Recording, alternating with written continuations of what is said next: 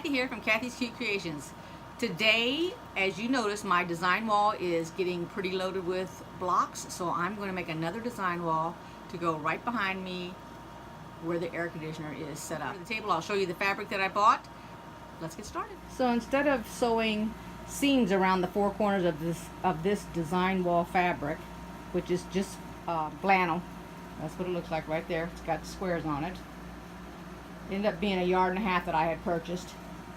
Well, anyway, so I decided to go ahead and use my serger. This is the serger I have.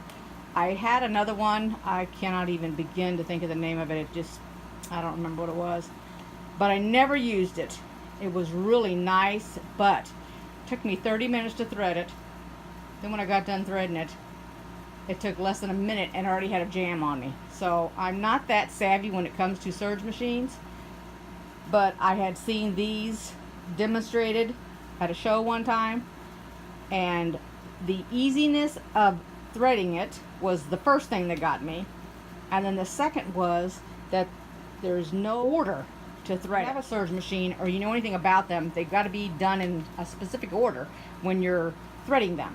This one does not have to be a specific order. So I'm going to use it, and I'm going to use the wave stitch, which is on this evolution. If you want to have me show you how to thread it, then you're going to need to make a comment. I'm not going to show you how to thread it. Alright, I've set this up to try to give you the best possible angle. It's very slow and easy.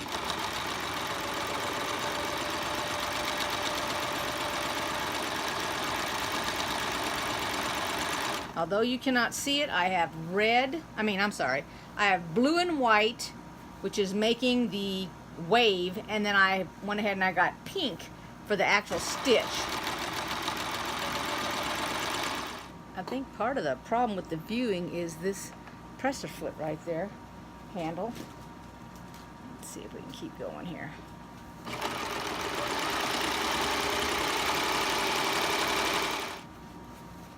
See if you can see that a little bit there. The white, the blue. Although this is gray, it really doesn't make any difference.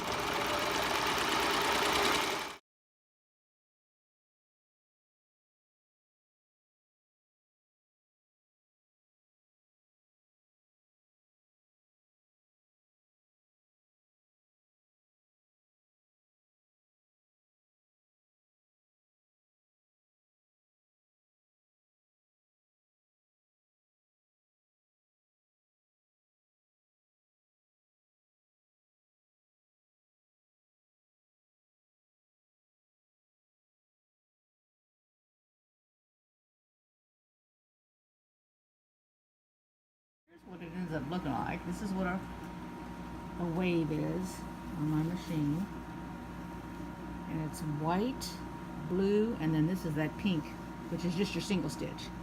And then the other side, let's put this over here so we can see the other side. And then the other side, see, is all the blue, which almost looks black up against this gray. That's actually gray right there. But now you can see that it's blue. Alright, I'm going to go ahead and continue and finish it up. And I can't find my command hooks to hang it up. So alright, so this is why I'm going to show you what I'm doing now. When I got down to the end of the fabric, and then you have to start over, I don't have any backing on here. I'm strictly just using this one layer. So this is what it did to my corner. I'll show it to you. Because it did not want to feed here when I started feeding it. So I thought, you know what? How do you avoid that? Well, what you do is you round the corner.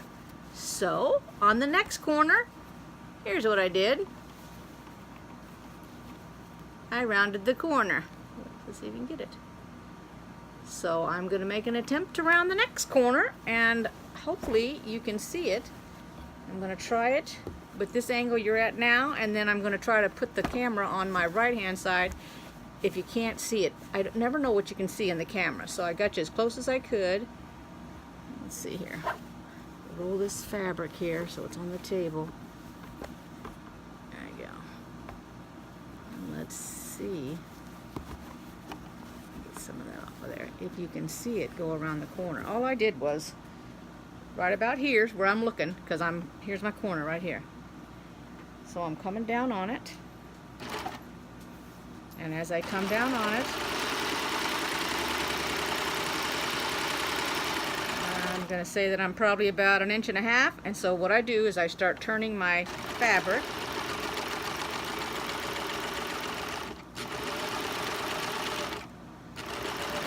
And hopefully I got enough of my fabric. Let's see here, and I'll tell you if I did or not.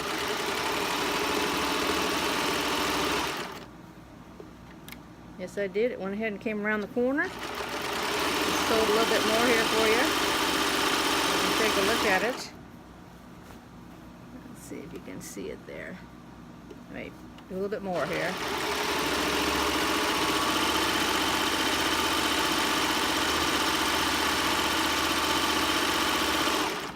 Alright, pick it up there. You got a little of the fuzzies in it, but I can clip them out. But I'm going to go ahead and do that with my first corner too. When I get down to this other end, I'm going to go ahead and go around the corner. So I'm just letting you know that because it did not work for me that first time. Let's see if I can clip some of these little fuzzies out of here. Yeah, that'll work. Okay. So I'm going to go ahead and finish this off, and then I'm going to round that other corner when I come down here. I just wanted to let you see that.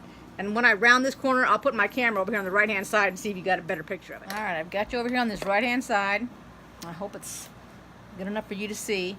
I'm going around this corner right here. I'm going to go ahead and start since I've already started at the end of that. All I do is pull the fabric that direction.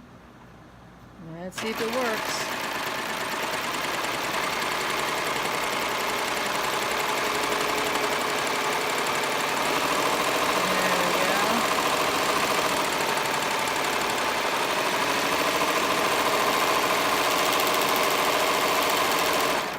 Okay.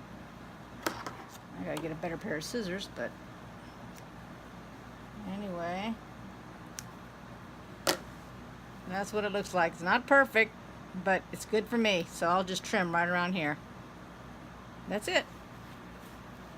I don't know if I need it on the other corner. Let me take a look here. Well, I might go ahead and just do it on this corner over here, I guess. Okay. That. Keeping my knife is right there, so I'm trying to get that off.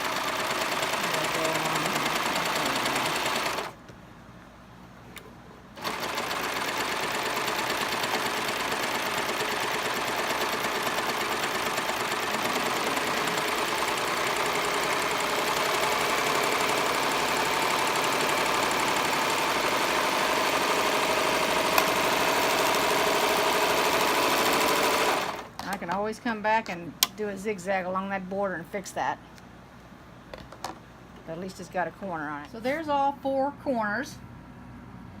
And I can't find my command hooks. So I'm going to ad lib temporarily and I'll show you what I'm doing with it. There it is, all completed. Not on the wall. I did get those up like I wanted to. Anywho, it is actually draped over a piece of insulation. All I did was drape it over the top. I am going to actually go ahead and wait on the grommets.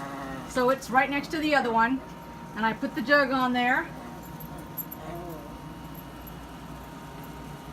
And the next video, I believe, is a teapot.